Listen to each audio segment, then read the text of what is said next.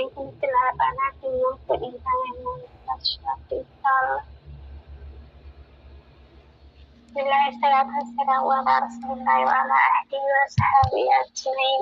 أما بعد، مقاربتي قدام نبيك ونبتها به رب رحمته وفتح. السلام عليكم ورحمة الله وبركاته. نبتها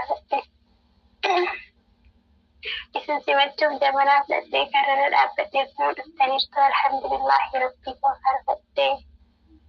أنا أتسنى مركز جامعي في دور فتانينا تفقات اللي يدقوا في سنعادة في أمنيات داد تبعثني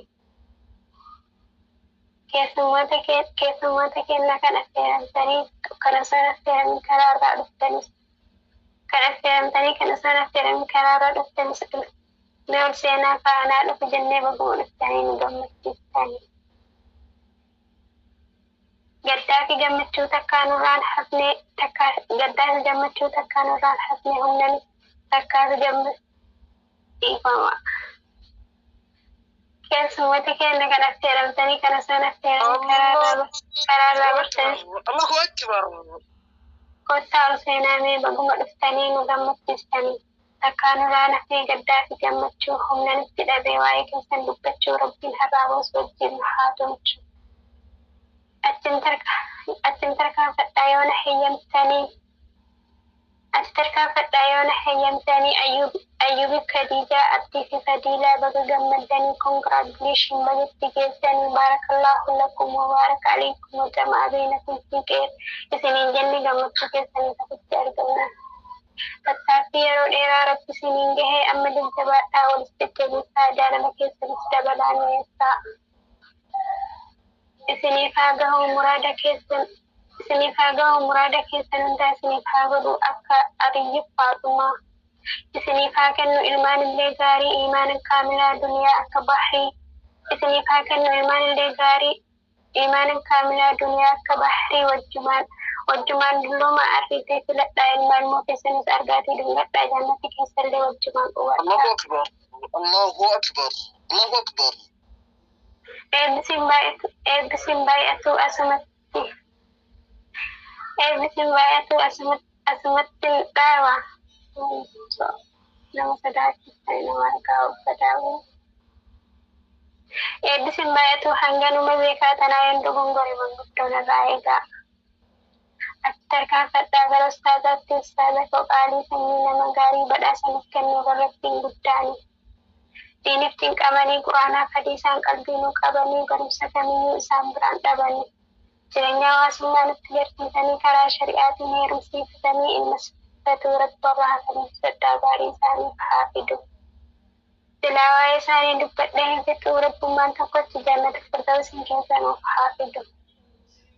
Qabsoon ustaazotaa diinii isaanii irratti barhundinuu gootaa. Qabsoon ustaazotaa diinii isaanii irratti barhundinuu gootaa. Ati isaan lubbuudhaan mee maaluma gootaa rabbitu kileefi kaa'ettana gootaa.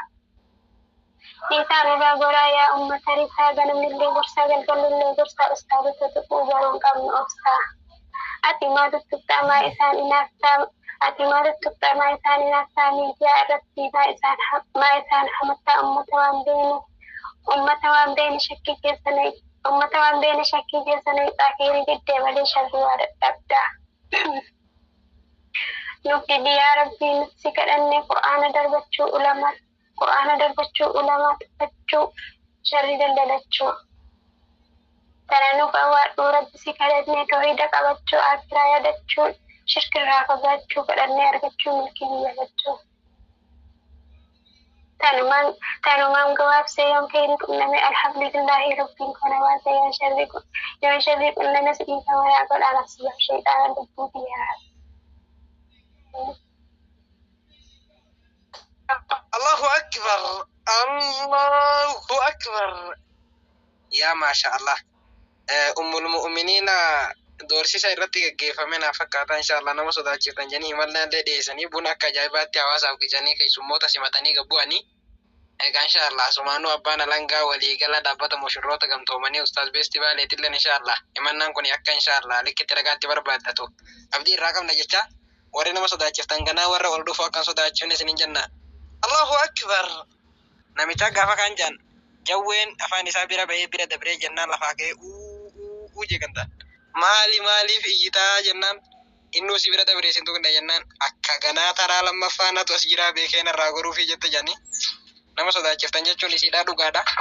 Warri ganaadhaa ka ol bahu akka kanatti akka isin sodaanneef inshaallah shaashambaa jechuu qabda. Warri gubbaan ta'e sana akkuma fuula guurtanii taa'u hojjetanii taaptaaf godhaa baarakallahu fiikum. Ayyaa ustaas beesti. Aywa.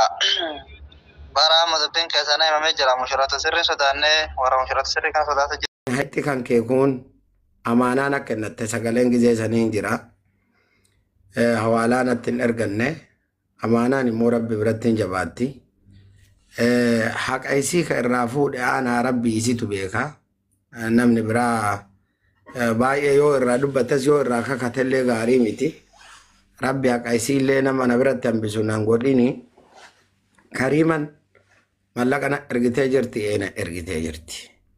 Jalqaba 8,000 kenne waan jedhu kaafte. Kariiman harkaaf harkatti gaafa na kennitu naa bilbiltee akka ammareef kaafte san osoo hin taane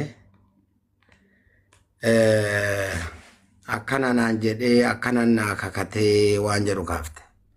Keessoo isiinatti mattee akka abbaa manaa hin qabne ilmaan tunis ilmaan yatiimaa akka taa'e natti mattee anillee abshirsii gargaara rakkoon tokko hin jiru.